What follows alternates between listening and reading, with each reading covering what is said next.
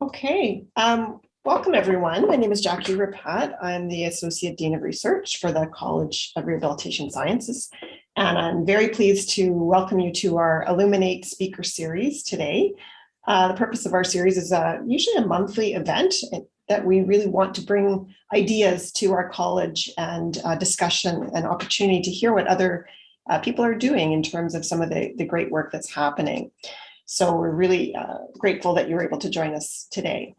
I want to start by just making sure that we recognize and acknowledge the land that we are coming from in terms of the University of Manitoba campuses. They are located on the Treaty 1 territory, which is the traditional lands of the Anishinaabe, the Cree, Oji Cree, Dakota, Dene, and homeland of the Métis Nation. And I'd like to acknowledge and thank the First Nations and Métis people who have taken care of these lands over generations and continue to do so today, and for the opportunity that I personally have been afforded to work, live, and play on these lands. So it's my great pleasure to introduce you to Dr. Adesola Odole. Dr. Odole is an associate professor in the Department of Physiotherapy, College of Medicine, University of Ibadan in Nigeria, and an honorary consultant in orthopedic physiotherapy at the University College Hospital in Ibadan. I'm sorry, you'll have to correct me if I'm saying that wrong, Nigeria. She started her career as a clinical physiotherapist in 1991 and obtained her Ph.D. in 2007 from the University of Ibadan. Her teaching, scholarship, and clinical practice have been geared towards musculoskeletal health, health outcomes assessment, chronic non-communicable disease epidemiology, physiotherapy education, and digital health interventions.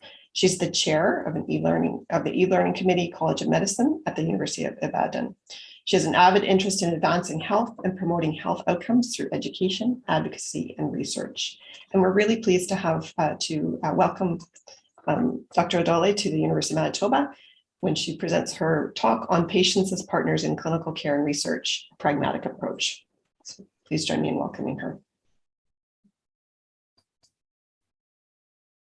Thank you, Jackie. Thank you for that introduction. And I also want to thank you for the invite. I want to thank the College of Rehabilitation Sciences at the University of Manitoba for this invite. It's a pleasure making this Illuminate presentation. And while I was trying to plan for this presentation, I looked up previous presentations online on YouTube, and I just got fascinated by the presentation that was given last week. And the fact that there are existing collaborations between Canada and Indigenous communities is actually very exciting and fascinating to me. So I'm so happy to be making this presentation on patients as partners in clinical decision-making and research, a pragmatic approach. Yes, before I go on to make my presentation, I bring you greetings from the College of Medicine, University of Ibadan, the oldest and most prestigious medical school in sub-Saharan Africa. And over the past 7 years, my university, the University of Ibadan, has steadily increased in her research outputs. And according to the Times Education World University rankings, the University of Ibadan is the first in Nigeria, is the first in West Africa, and is one of the top 500 universities in the world. So let me just go to my presentation. Let me go to my presentations. Can you see my slides? We're just seeing a blue screen at this point. Oh. Can you see the slides now? Yes, we can. Perfect. Thank you. Sorry about that. That's okay. That's wonderful. Thank you. It's okay. So now that I have brought you greetings from my university, let me just go to my presentation straight away. This is just an overview of what I'll be presenting in the next 30/40 minutes, hopefully. I'll be talking about stakeholders and clinical decision-making. I'll be talking about health outcomes and assessment and patient-reported outcome measures. I would also be looking at evidence in the uptake of patient-reported outcome measures in Canada and Nigeria. And of course, again, I'll be talking about digital health interventions and PROMs, real-world evidence and evidence-based practice, and patients as partners in research. Basically, the main objective of this presentation is to bring to perspective the patient's concerns and values in contextualized clinical decision-making and research. So specifically, I hope that at the end of this presentation, I would have laid emphasis on the need to contextualize patients and clients as partners in both clinical care and research. I hope I would be able to challenge us and challenge all those that are participating in this presentation to integrate patient-centered outcomes in our research and practice. And I hope that this would also stimulate the generation of real-world evidence in outcome assessments, clinical care. So now, before I go on, I just want us to consider something.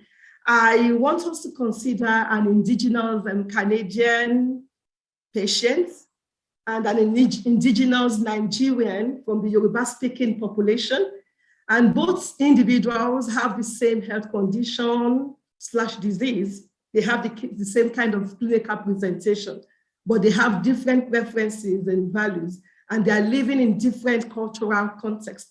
I want us to give a thought to the considerations that we would put in place in ensuring that the outcomes of care that we give are very effective, and in ensuring that we make meaningful decisions about their care. So I want us to ponder on that as I go on with my presentation. In clinical decision-making as therapists, as healthcare professionals, as rehabilitationists, we often make clinical decisions about our patients' diagnoses. We make decisions about our patients' assessment. In setting our goals, we make these clinical decisions in the management of our clients and patients. And sometimes when we need to refer them to other healthcare professionals or when we need to discharge, we make clinical decisions about that. And of course, in clinical research too, we also make clinical decisions and then get involved in clinical audit. In all of this, there is one important thing that we need to look into when we want to make our clinical decisions, and that is about therapeutic alliance. That is when we have partnership, between we as the healthcare professionals or the therapists and our patients. We allow them to achieve their goals based on agreed upon tasks. There is none of these decisions that we make that does not involve our patients. So therapeutic alliance is something that we should consider when we want to make our clinical decisions. And in all of these, just like I said in the previous slide, all of these individuals, when we want to make clinical decisions about management as clinicians, when we want to make decisions in terms of the clinical audits as health system administrators, and even in policy making and in research, and even for third-party payers of health, that is the insurance companies, they are all stakeholders. And at the center of all of these stakeholders in clinical decision-making, we have the patient. The patient is the most important person, because when we are talking about handling our patients, we are talking about handling the most important commodity of life, and that is life. And it is important that we get our patients to be at the center of it all. And what I'm trying to drive at is that the patient's voice must be recognized. We often neglect the patient's voice in our clinical reasoning, in our clinical decision-making. When we have to make critical decisions about our patients, we should allow the patient's voice to be heard. We should get into the patient's world. There is no way we are going to make meaningful treatment outcomes if we do not get into the patient's world. And that is why you have the patient in the center of all of the stakeholders that are involved in clinical decision-making. Yes, in my years of practice, one thing that excites me, because I'm actually very excited when I have to talk about patient-centeredness or patient-centered outcomes. One thing that I'm thrilled about is the international classification of functioning and health. It is a classification system that actually helps me most of the time to always get my patients at the center of my clinical decision making, because this ICF is an abbreviation from the Dutch translation of the English title. The ICF is a member of the WHO family of classifications. It's a framework for describing and organizing information on functioning and disability. It actually provides a standard language and a conceptual basis for the definition and measurement of health and disability. So when we want to talk about clinical decision making and we want to get our patients as partners, it is important that we talk about the international classification of functioning, disability, and health. This classification system actually has two parts. We have the part that has to do with the body functioning and disability. So we have functioning and disability as one part. We also have the contextual factors. Under functioning and disability, we have the body functions and structure and activities and participation. Under the contextual factors, we have environmental factors and personal factors. I do not want to belabor all about what this classification system entails, but I presume that there are some students here in this Zoom meeting, because I invited some of my students. Maybe let me just briefly describe some of the components. When we talk about body functions, we're actually talking about the physiological functions of the system. It could include the psychological functions too. And when we talk about body structure, it is the anatomical parts of the body. That is when we talk about the organs, we talk about the limbs, and we talk about the components. And so if there is any problem in body functions and structure, we can now talk about impairments. So under activity, we're talking about execution of a task or an action. And participation is all about involvement in life situation. So if we're going to be talking about things that borders on the patient, we should be interested in their ability, the patient's ability to execute a task and their involvement in life situation. When there are difficulties in the execution of any task or action, we can now begin to talk about activity limitation. And when the patient has problem, okay, or the patient experiences a kind of a problem in involvement in life situation, then we can talk about participation restriction. And of course, the environmental factors. Environmental factors are just external influences, you know, on the functioning, on the disability. They could be facilitators or they could be barriers in terms of achieving our treatment outcomes. And we also have the personal factors. Those are internal influences on functioning and disability. They talk about the impact of attributes of the individual. I just got this slide just to bring to fore, because as a musculoskeletal physiotherapist, it's just to give us an idea. If we are going to focus on only impairment variables, we'll just focus on pain, strength, postural evaluation. We could focus on a limited range of motion when we have an individual that has arthritis. But what is important to the patient is all about the activity, and is also all about the participation. And that is why you have the sit to stand, walking, balance, dexterity, dressing, eating, socializing, hobbies. All of these are woven, are centered around the patient. And of course, the environmental factors. The environmental factors are very, very important, and the personal factors of the individual. Yes, in the past, as a physiotherapist, I can say that we have often laid emphasis on mechanical instruments when we want to assess our patients. But we have also found out that these mechanical instruments are not enough if we must capture our patients' perspectives, if we must talk about patients' reported outcomes, if we must obtain reports of our patients' status regarding their health condition, you know, these reports coming directly from the patient, or in some instances, it could come from the caregiver or surrogate responder. But when these reports come to us, there should be no interpretation by us healthcare providers. So these patient-reported outcomes are very, very important because these outcomes are the outcomes that matter to the patient. The outcome measures help to capture the patient's perspective about how illness or care impacts on their health and well-being. In the past, the patient could walk into the treatment cubicle of a therapist, and you want to take the blood pressure. Of course, you would have to use this sphygmo manometer. But in this instance, when we want to capture the patient's experiences, the patient's perspective, we need to develop pen and paper instruments that would help to capture all of this. And in capturing all of these, we generate patient-reported outcomes data.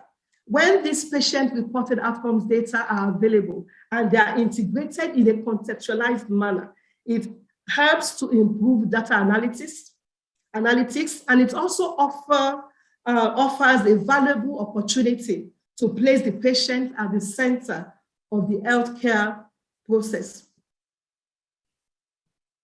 I decided to look up literature on what obtains in terms of the uptake of patient-reported outcome measures in Canada.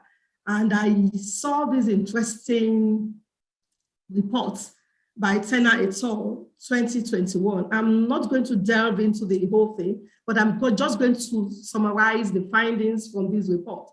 The authors reported that we have the use of patient-reported outcome measures across Canada, and that this actually varies across provinces and territories. And that is to tell us that there are there's a cultural context when you talk about the use of PROMs, because it is about the patients, and it's about the patient's concerns, it's about the patient's beliefs, it's about the patient's experience, it's about the patient's perception. They also concluded that there should be a shift, and it is already existing really in Canada, of healthcare systems to become patient-centered to improve patients' quality of life. Not just patients' quality of life. I would add that it is also important for us to have this patient-centeredness to improve patients' quantity of life. By the time we begin to talk about disability-adjusted life years and the quality of life adjusted life, the quality-adjusted life years, we know that patient-centeredness is very, very important. These authors also reported that there is no national coordination program to standardize routine administration of PROMs for use in health services management quality improvement. That is something that is also in my country. That is something that we have also found out in my country. There's no national coordination program. In fact, we do not even have a national database of patient-reported outcome measures in Nigeria. The Canadian Institute for Health Information has also suggested that there should be future directions for standardization of PROMs usage across territories and provinces. I'm just trying to bring to fore that in all of this, we still need to contextualize. We still need to have a kind of a pragmatic approach in the utilization or the usage of PROMs. Another study that even fascinated me again is this invited essay by Mike Grail. It says, let's all go to the PROM. The case for routine patient-reported outcome measurement in Canadian healthcare. And the summary of the invited essay is that patient-reported outcome measures must become part of regular data collection in any healthcare system. But it is not just about generating evidence. You know, when we talk about evidence-based practice, there is so much findings that support the uptake of PROMs in countries all over the world. But according to McGrail, without sound analysis of what works in the real world, what exactly works in the real world when applied to real patients, we need to have a sound analysis of that. And that is where the patient-centeredness actually comes to fore. And that is where we need to contextualize whatever we're doing in terms of patient-reported outcome measures. Otherwise, we would not have done our jobs, excuse me, we would not have done our jobs effectively as stewards of the healthcare system. So coming home now to Nigeria, where I practice and where I conduct research, I remember that the issue of patient-reported outcome measures in Nigeria came about some almost 30 years ago now, if I'm not mistaken. I remembered when my supervisor then introduced the issue of the concepts of outcome measures to us in Nigeria. It was very strange. It was not something that was readily accepted then. And in a study that was conducted by my supervisor and another investigator, that is Akipelu and Eluchi, 2006, we wanted to know the familiarity with, the knowledge and utilization of standardized outcome measures among physiotherapists in Nigeria. And lo and behold, the study suggests that physiotherapists in Nigeria have poor knowledge, they seldom utilize, and are unfamiliar with standardized outcome measures, and that the use of standardized outcome measures should be promoted among physiotherapists in Nigeria.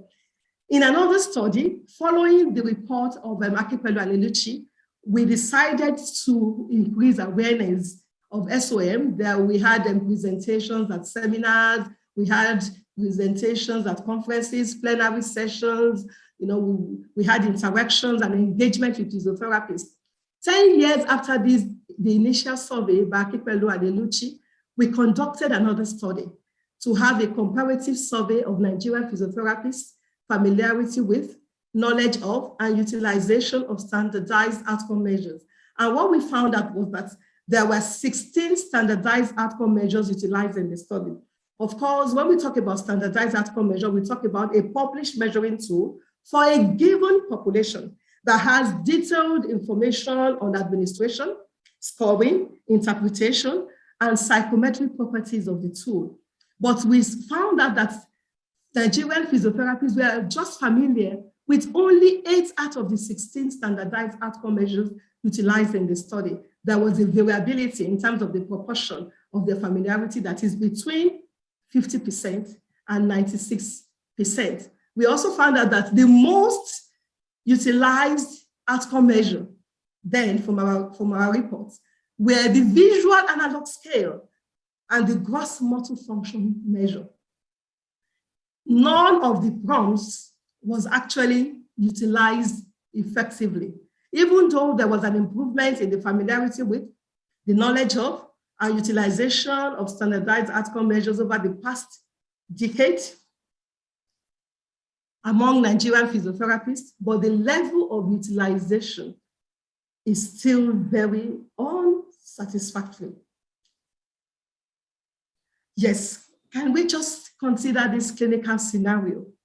And I can just imagine as therapists in Nigeria, as therapists in Canada, please permit me to contextualize this to Nigeria, my country.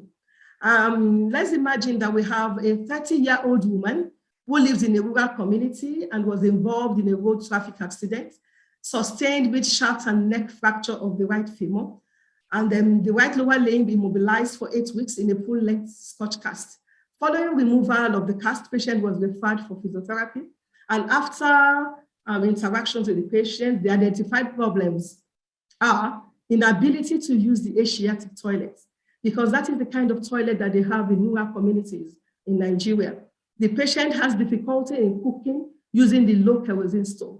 And the patient also has difficulty to assume the Islamic praying posture. If we look at all of these identified problems, there are problems that bother on the activity and the participation of the individual. So we can say that this 30-year-old woman has activity limitations and also has participation restriction. And of course, the contextual factors should also be considered. I can imagine if a therapist from University of Manitoba is to handle this kind of a patient, this particular therapist must have an understanding of the context of the patient's opinion and the patient's perspective if you must have meaningful treatment outcomes. So that brings me to what I've been talking about, the contextualization of patient-reported outcome measures in practice and research.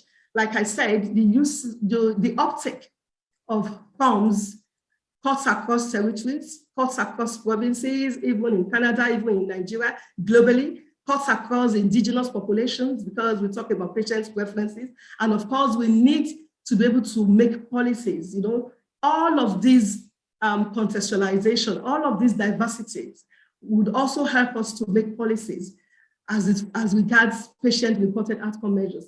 Most of the times, what I have found out from my experience and interactions with colleagues, and even from research findings, is that we often develop patient-reported outcome measures for our clients.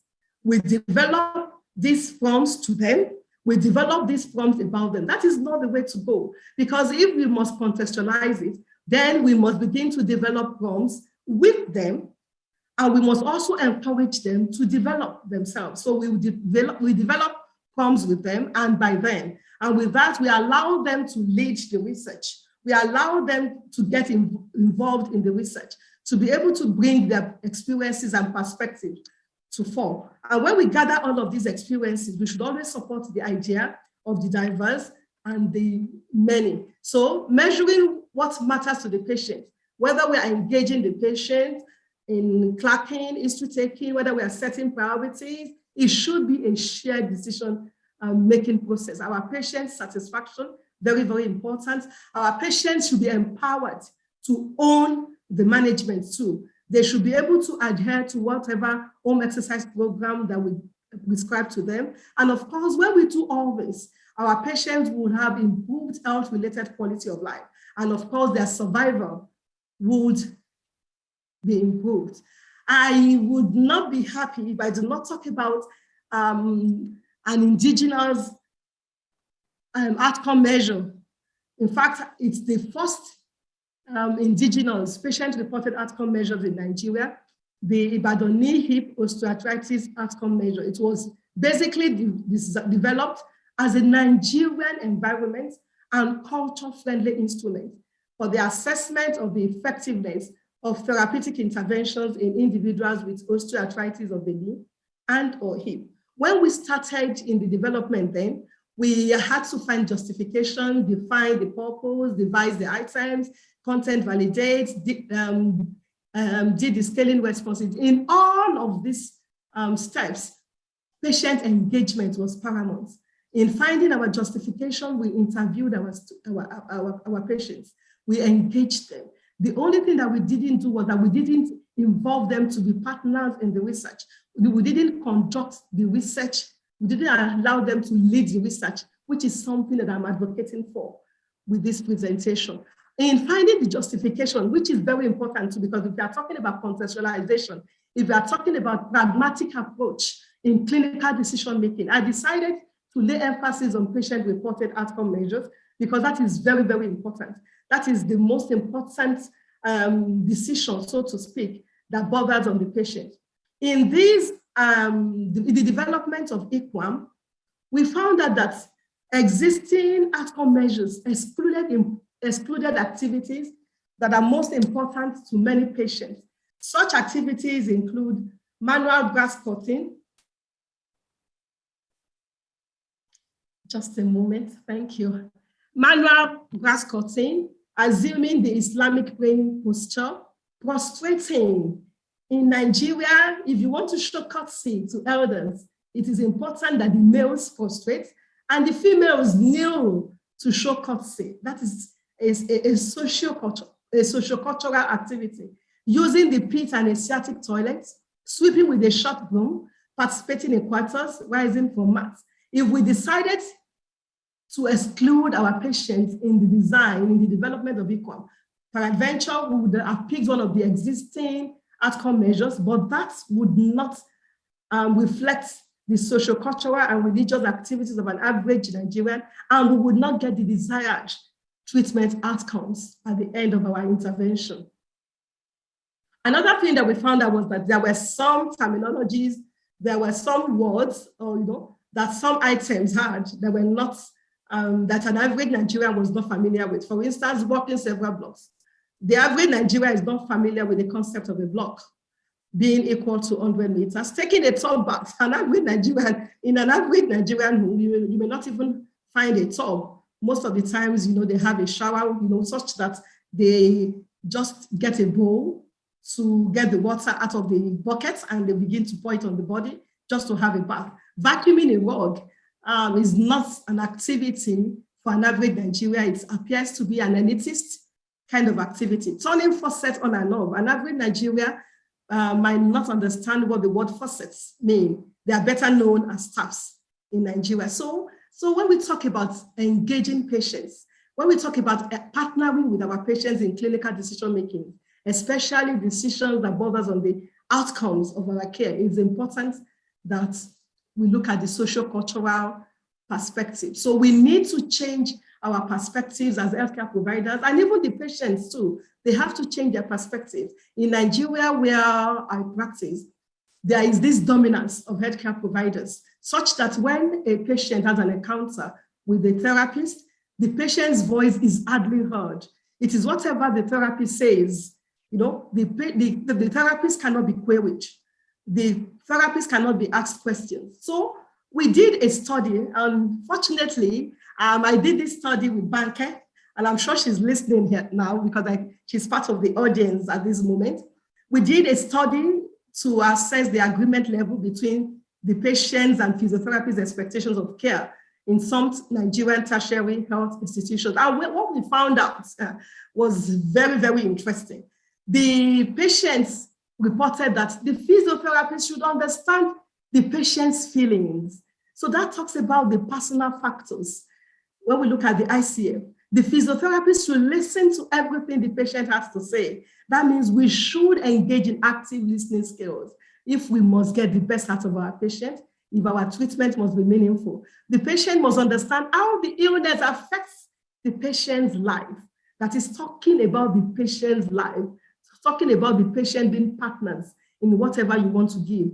The patient also reported that the therapist should ask patient's opinion before making decisions. That is what we are talking about. Patient's opinion matters. Their opinions matter in our clinical decision-making process. They also reported that the patient ought to have relief of symptoms within 5 treatment sessions. Okay, so it is important. It is very, very important. While engaging patients and based on my interactions with patients, I also discovered that some patients just stop coming to the clinic, without any discharge.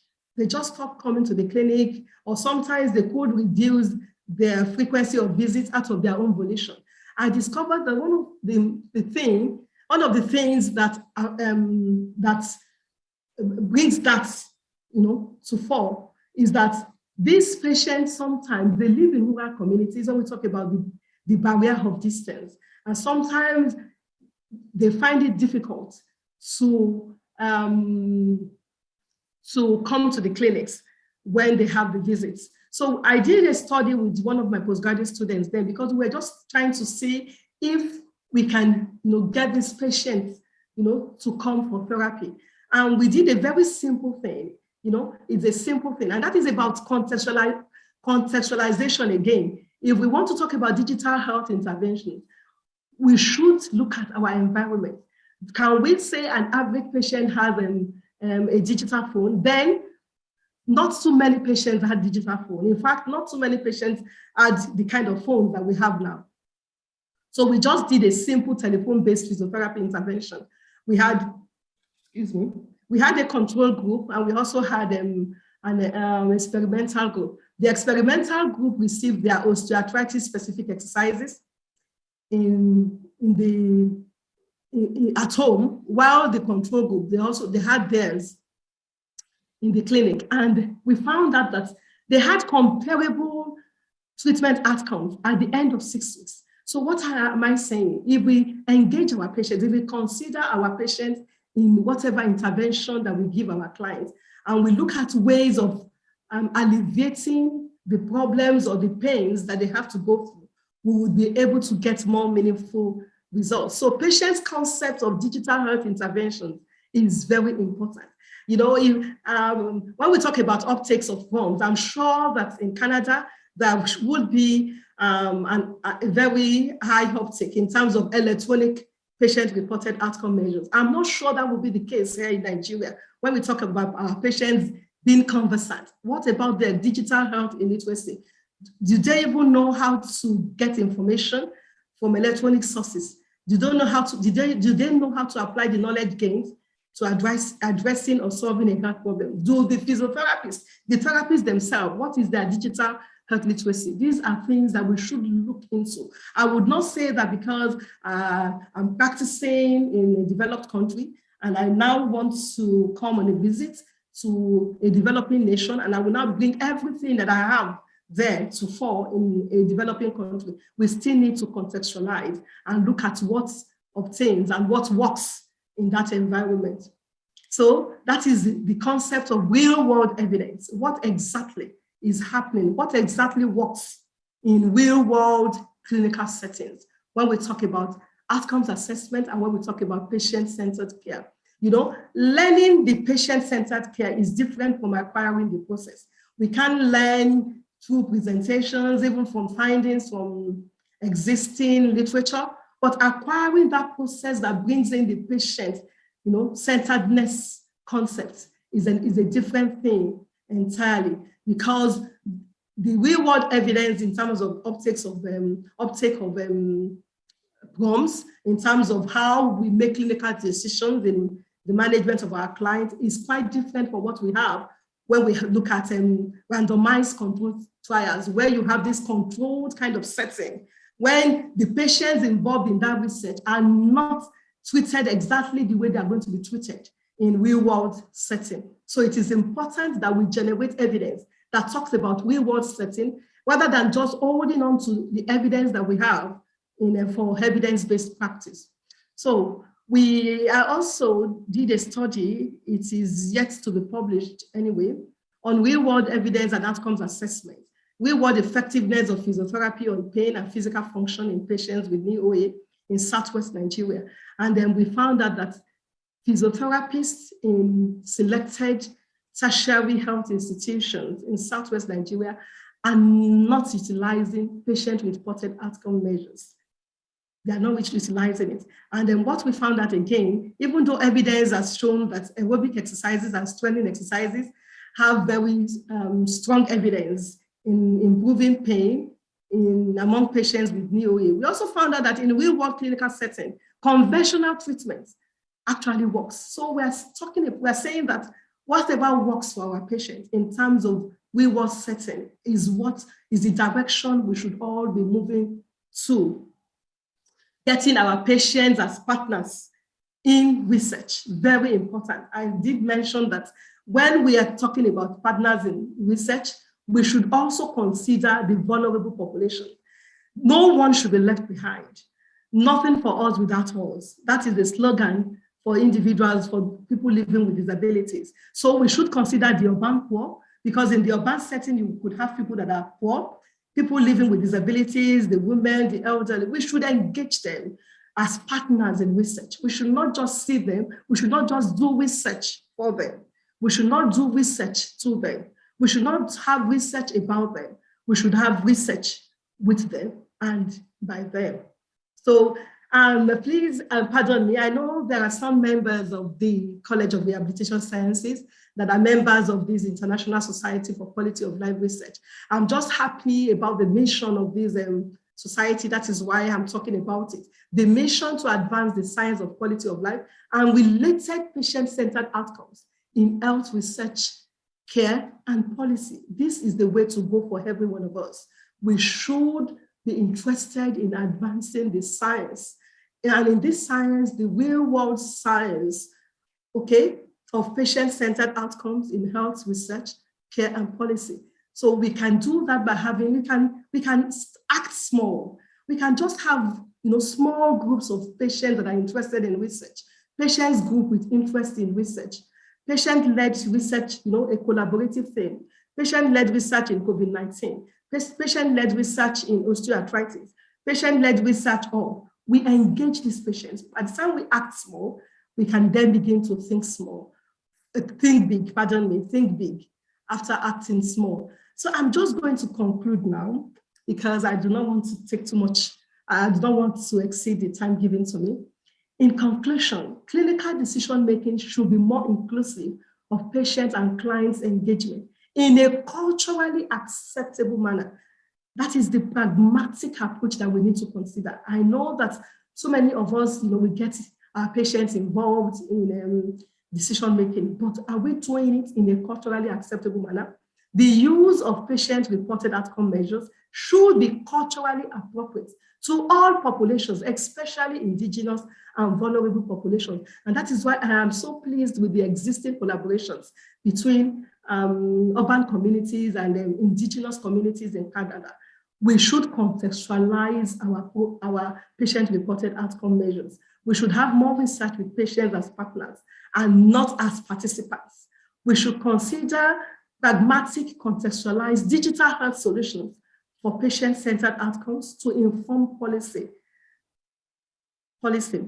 Our study findings should be contextualized to specific populations in a coordinated and pragmatic manner. Real-world evidence is important, not just about evidence-based practice alone. We should generate studies on real-world evidence. We should have findings on real-world evidence to provoke the usage of patient-reported outcome measures. We should not forget the fact that value of whatever clinical decisions that we make, the value lies in the eye of the patient. I hope that I've been able to bridge the gap between patient-centered outcomes research and practice in the real-world setting, especially when we make clinical decisions about patients' treatment outcomes. I want to thank you for listening, and I will be happy to have questions and answers and comments. Thank you. Thank you very much. Thank you for a very enthusiastic, excellent presentation.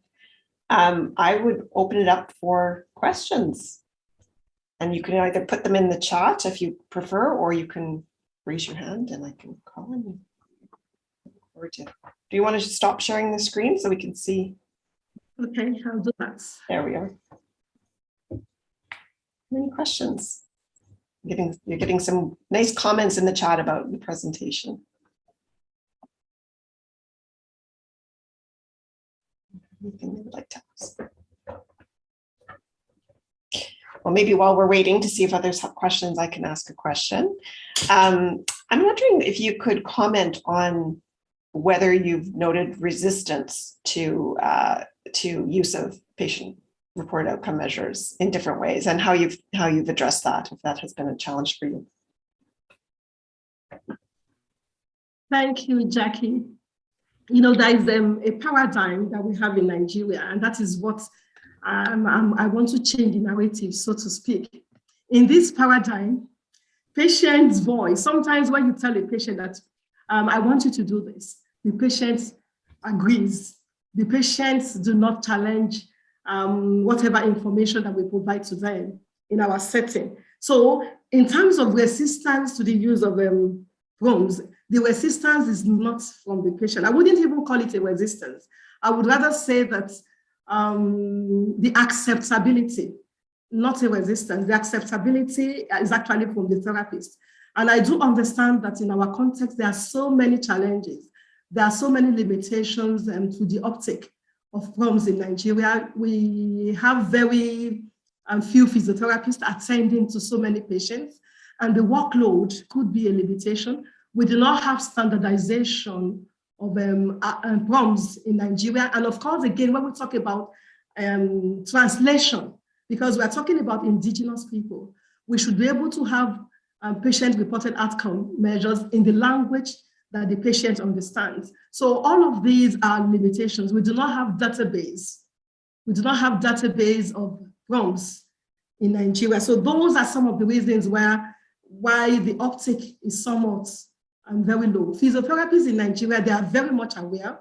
They know that they have to use outcome measures, because I often tell my younger colleagues, I tell them that when you transit from Nigeria to UK or to Canada or to America, you are going to use these PROMs, because there is a policy in place that does not give you a choice of not using it. You just have to use it. So we do not have such policy in place that enforces the use of PROMs in Nigeria. I hope that answers your question, Jackie. There are so many limitations, really.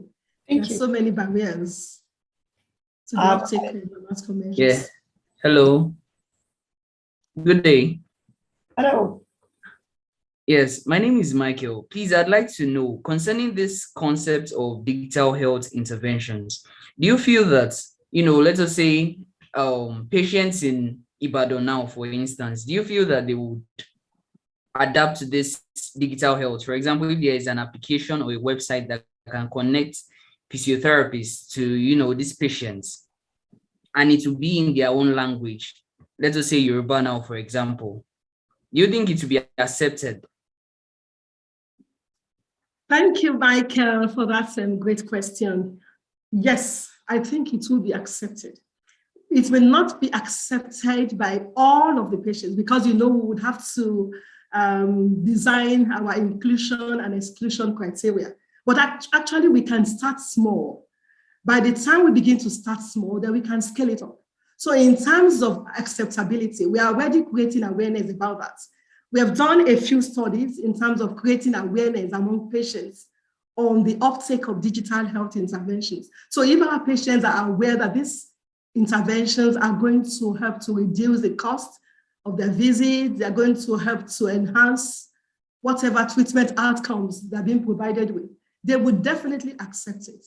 And you have just talked, Michael, you talked about the cultural thing in their own language. That is the cultural acceptability of the whole thing. Well, we develop applications and we put the patients in consideration. Definitely, I'm sure they would be willing to take it up. Thank you. Thank you very much, Ma. Barb, you have a question or comment? Yes, thank you, Dr. Odole. That was a very interesting presentation. I have a comment or a question, something similar to what Michael had said, and that is we identify these issues where the outcome measures have been researched to be found to be valid and reliable among certain people.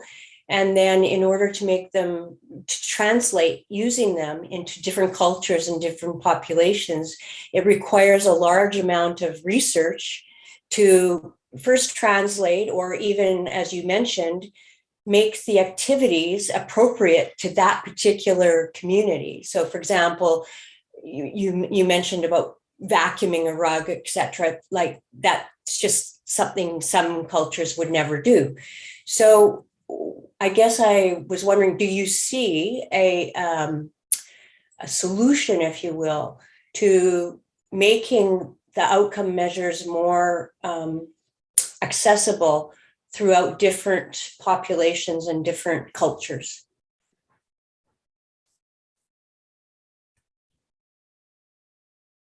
Did I scare her off? Did we lose her?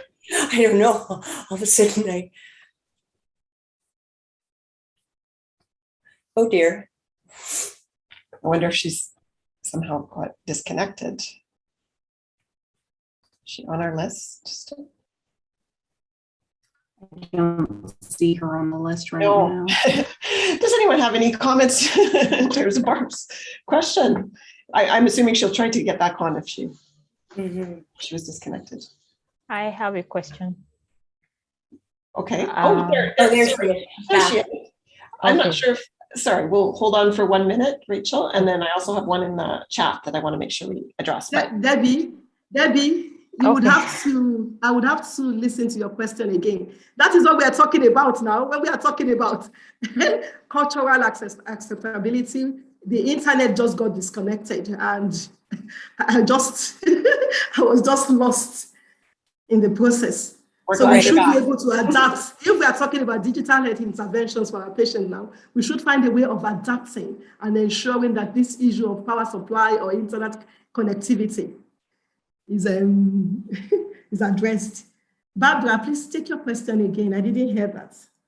Yeah, so I'll just make this shorter now. So it was really about the amount of work from a research perspective to change an outcome measure to make it accessible to a particular population, even, sort of to try to make it reliable and valid and to show that it's actually transferable amongst populations.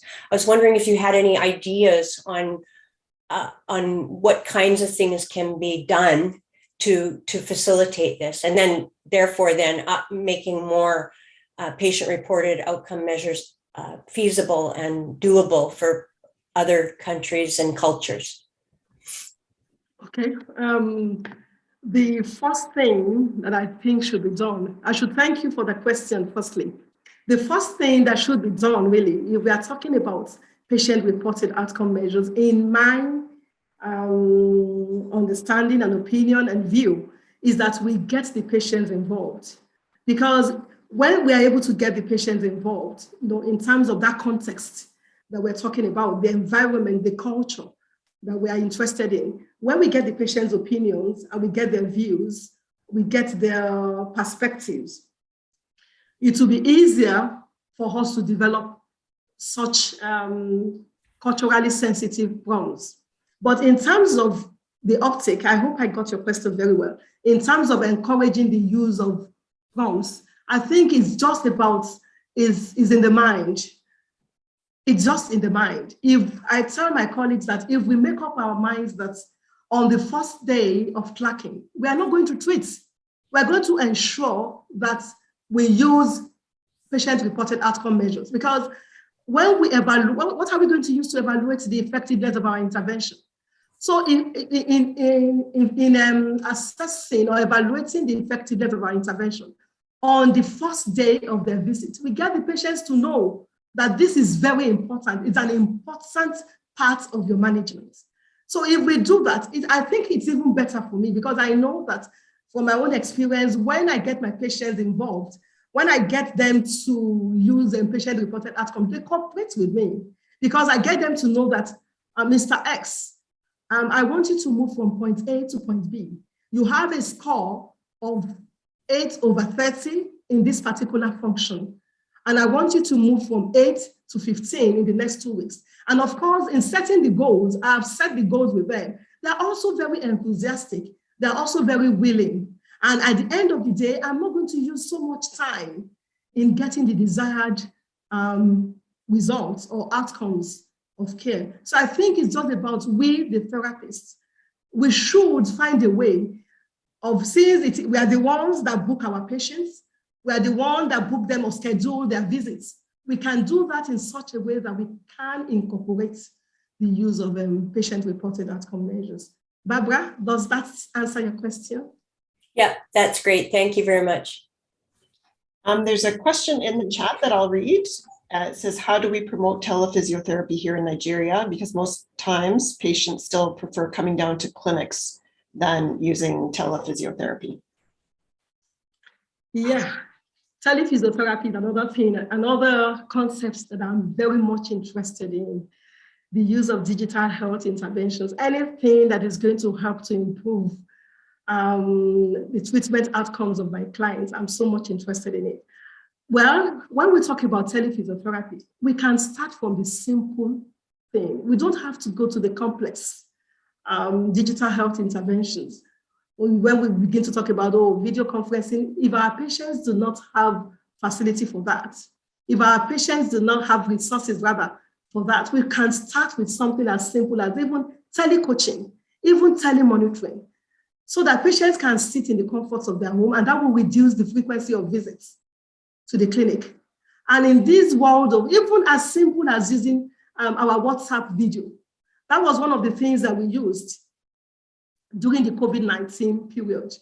We had a WhatsApp group for some of our clients. So we're communicating with them. We'll tell them to perform exercise. Let us see what they're doing. And we're able to correct, whatever they're doing. So there are so many ways of incorporating telephysiotherapy. I don't believe that something is difficult. That is my own philosophy in life.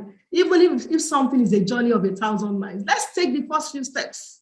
And before you know it, 10 steps becomes 20, 20 becomes 30, 30 becomes 1,000, and there we go. And there is there's a very high uptake of telephysiotherapy. It is actually doable. Thank you. Thank you. I know, Rachel, you had a question. Rachel?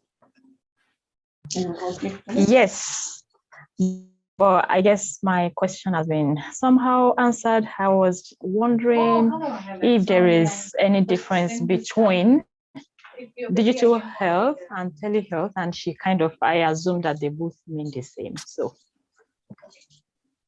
Thank you, Rachel. There are so many semantics and terminologies when we talk about digital health interventions. We have mobile health, we have e-health, we have telehealth, tele-physiotherapy, so many terminologies, but everything that borders on the use of technology to improve patients' outcomes, treatment outcomes, I think is acceptable. Okay, we still have questions coming in on the chat, so I'll read another one.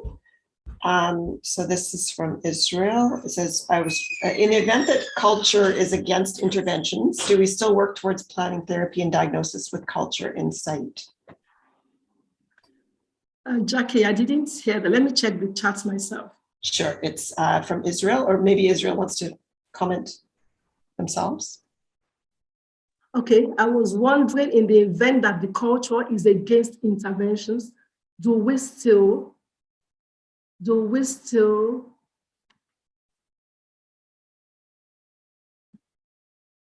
well, I'm trying to look for the chat again. Do we still work towards planning therapy and diagnosis with culture in sight? Everything still bothers about the culture. There are some cultural perspectives that should change anyway, but we cannot change them straight away. If something has become a cultural paradigm, I just told you about the cultural paradigm of healthcare provider dominance in Nigeria, and that is the narrative that we are changing. We are getting the patients to know that they can be empowered. They can be involved as partners in clinical decision making. So in the same way, if we have some cultural issues that are against interventions that will benefit the patients, we will get to begin to change those narratives. That is the first thing that we have to do, because if somebody believes that the cause of my illness is as a result of witchcraft, for instance, so how do we handle that? We need to get them to know. We need to talk about, we should get them informed about health conditions. We will begin to change the narratives, a step after the other. We could have some resistance at the beginning, because I remember when we started this issue of outcome measures, there was a little bit of resistance, even from colleagues. Everybody felt, what is this all about? What are they talking about? What is Professor Akikpelu and Dr. Odole talking about? But here we are now, even though we have not seen the desired change, but at least people are getting aware, they're getting more familiar, and they are willing to integrate outcome measures in their practice. So on that note, thank you very much. I think our time is up. It's flown by very quickly, and we really appreciate all of the thoughts and the engaged discussion and questions. Even lots and lots of thank yous and acknowledgements in the chat as well, Dr. Odole, in terms of people's appreciation for your work. So on behalf of the College of Rehabilitation Sciences at University of Manitoba, I would like to thank you for spending the time with us and having this conversation.